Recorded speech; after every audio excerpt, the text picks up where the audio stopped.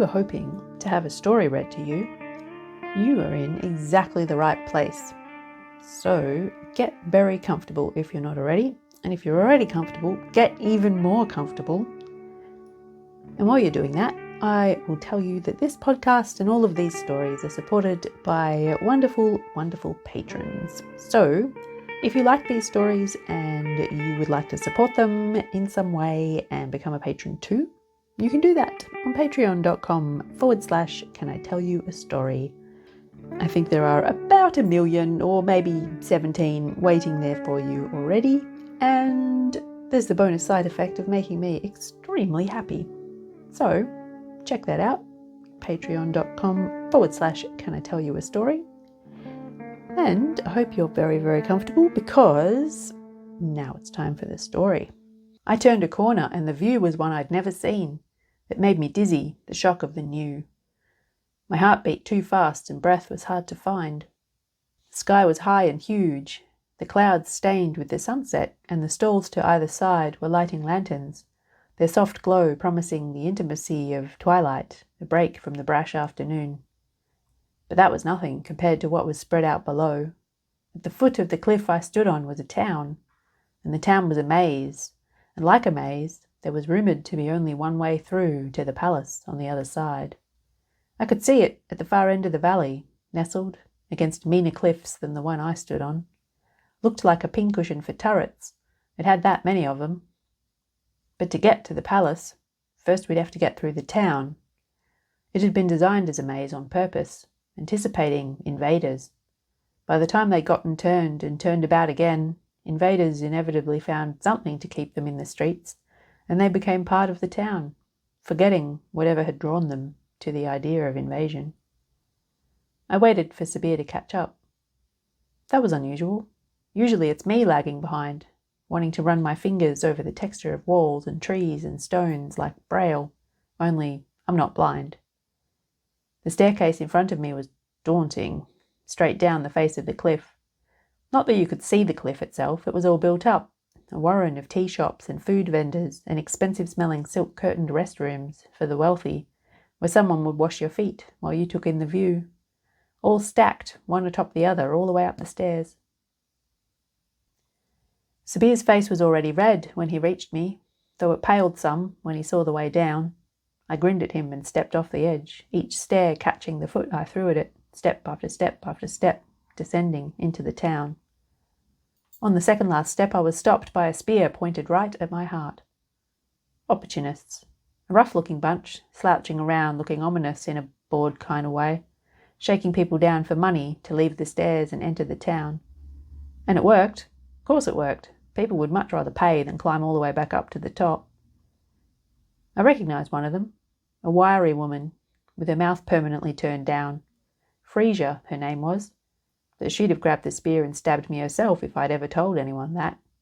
"Frez," I said, grinning at her. She didn't look pleased to see me, a reminder of her life before she'd been adopted by Frowning. I offered her the hip flask I carried. Couldn't hurt to be friendly, while I waited, again, for Sabir. She drank half of it in one mouthful, and I was glad that I'd filled it for free. She raised her chin at the man with the spear, holding it steady, like he could stand there all night. Her frown was contagious, 'cause it spread to him damn fast, but he lifted the spear.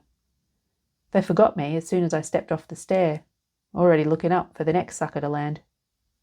Except the next sucker was Sabir, and I said, "He's with me." Stretched her goodwill almost to breaking, but it seemed to be worth it, not to have her past catch up with her. "Get on then," she said, waving us past, and so we got on, and carried on into the town to beat the maze and invade the palace. Sabir looked kind of like a one-man invasion, though he was light on his feet and quick-fingered. I looked like no kind of threat at all, a dandelion, bent on wonder, but that was my secret. Curiosity gave me endless ingenuity, and I was going to get into the palace because I wanted to know what was there. The streets were built up on both sides, 2 or 3 stories at least. Houses and shop fronts and blank bits of wall painted with murals of all kinds of things. I saw one of a huge black ship with red rigging, sailing through the stars, another of a rolling green sea hiding a leviathan, just its eye peering out of the wall, unsettling and strange. Some of the streets were so narrow the buildings met overhead, forming tunnels from which all kinds of interesting smells escaped. We walked the winding streets and let ourselves be tempted by everything. A cup of spiced mead, bought from a man on a corner, hot and sweet in our mouths.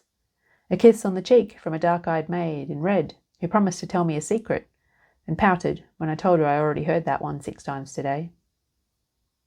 "But I haven't told you what it is," she said. "No need," I said. I winked at her and kept on down the road. The town threw every distraction our way, and every obstacle was endearing. I laughed at a herd of goats, all trying to be the highest, butting each other off awnings and eaves. They never seemed to mind the fall. They just bounced right back up and back at it. The goat herd was eating a fried thing on a stick from a stall across the way, paying her goats no mind at all. Sabir caught the kohl-ringed eye of a woman. Those eyes were like pools to drown in. We followed her into her shop, and she looked at Sabir's hand and told him he'd live to be 150, and he'd never stop looking for love.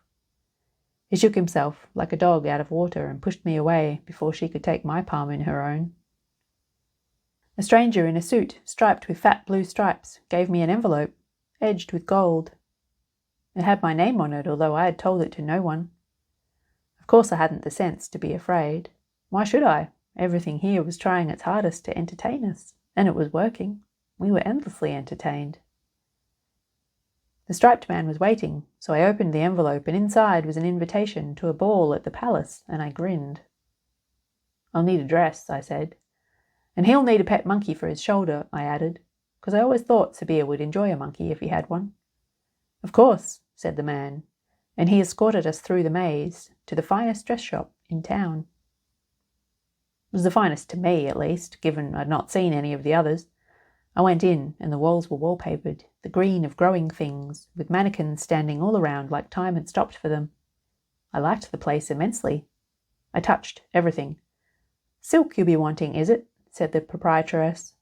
But I shook my head and told her, "Cotton, soft cotton, like a cloud dyed purple-black, as the sky sometimes when you think you can see right through it to the other side." And she nodded and said, "I have just the thing." I twirled, and Sabir smiled, and the proprietress, whose name was Laurel, but she said to call her Penelope, beamed and offered me glass slippers wrapped in tissue paper, in a fancy box, in case I ran into a prince. She gave Sabir a top hat with velvet ribbon around the brim, and apologized for the lack of monkeys, and told him to be good, and just like that we were on our way to the palace. It did cross my mind to wonder why and how our invasion had gone off without a hitch. We were supposed to wander, lost in the maze of the town, for the rest of our natural lives, distracted and delighted. But it seemed the palace was drawing us in like fish on a reel. We looked at each other and shrugged, and swam with the current. That gold-edged invitation was a magic spell, calling obsequious helpfulness out of everyone we waved it at. We were cheered down red carpets, had our coats collected and stored, were offered fizzy drinks and canapes in the brightest and sparkliest room I'd ever been in. That is, until we were announced by a woman who looked like a broom in a dress, but had lungs enough to sing for the gods were she ever mind to. She hollered our names into the new largest room I'd ever been in, and we descended a much more genteel set of stairs than the ones down the cliff, and there we were, inside the palace, at the ball, invited, dancing. And honestly, I liked the maze town outside better. It was alive, it was unexpected, it was longing to please and be pleased. The ball was like clockwork, all the faces vacant, and the conversation stilted and polite, unless you listened to the subtext that stabbed you between the lines. The dances were jerky and the music not quite in time. I looked at Sabir and he looked at me, and I wondered what was behind all this pageantry, what was really the point. And he read my mind like he usually does, and led me from the dance floor on the pretext of water for the lady. She's overtaxed herself. Full of lies we were. Our very existence at the palace at all was a lie. We were not guests. We were invaders. And so we went through a door that we weren't supposed to see, the servants' door to the kitchens, that all the high-class people pretend isn't there, like all that food magically appeared on white cloth tables by itself. But I wasn't a high-class person. and so I had no such restrictions built into me. Everyone must have been at the ball. We saw hardly a soul as we made fun of stuffy oil paintings of self-important people, probably dead. I took my shoes off and slid in stockinged feet across the marble floors. We found the throne room, and I ran up the steps, onto the dais and sat on the empty throne. And then the clock struck midnight, though it had only been 9:45 just moments before. The lights went out. When they came on again, rows of people were kneeling at my feet. "Your Majesty," they said, and it was only then that I became afraid.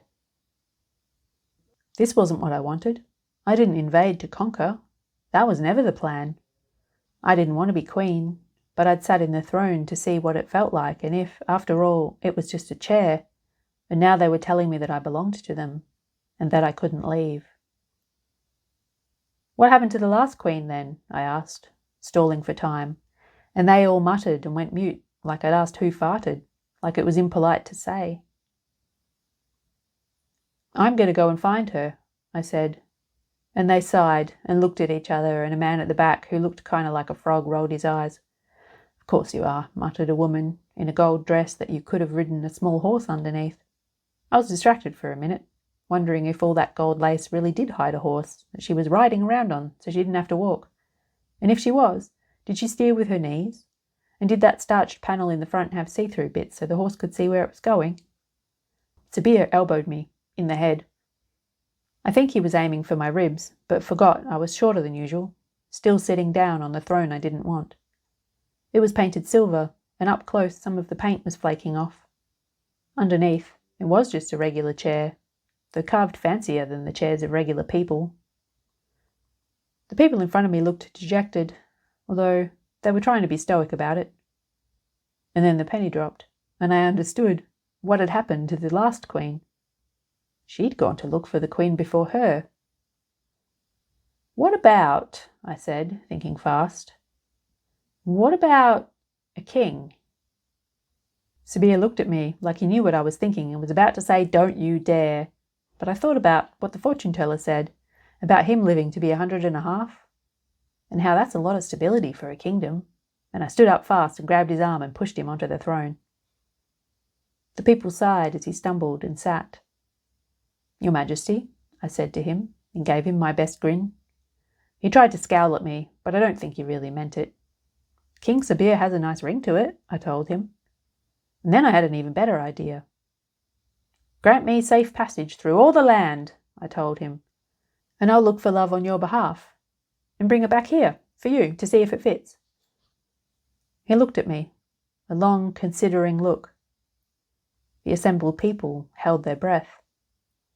"Come on," I said. I was not above wheedling. "If you're going to live to 150 and never stop looking for love, you might as well outsource that bit so you can get on with being the king." "Very well," he said, and he didn't get up from the throne. He made me take Frez with me, though, since I wouldn't be taking him. Eventually her fram wore out and broke, so we left it by the side of the road and travelled, smiling, from then on out.